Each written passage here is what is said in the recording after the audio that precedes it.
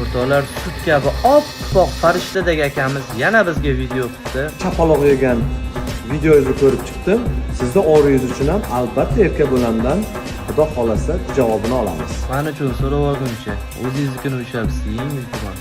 O'tgancha siz oilaviy muxlislik qiladigan yigitni vaqtida orqalariga tepib,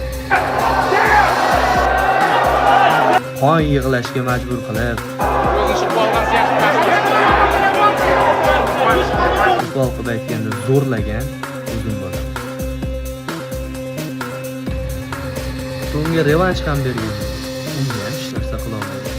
Aytgancha, Nursulton akalar bilan razborlashib nima qiladi? Sizga juda ham qimmatga tushib ketib qoladi. Menga обращение qilavering. Ko'rishib olmaganga yarasha, ana video murojaat qilib turavering. Siz parod qilib bo'lgansiz. Siz xotiningizni hijobini yechtirib ko'chaga olib chiqib qo'ydim, mana avtosalonga qo'yib qo'ydim deb xotiningizni reklama qilib bo'lgan odamsiz aka.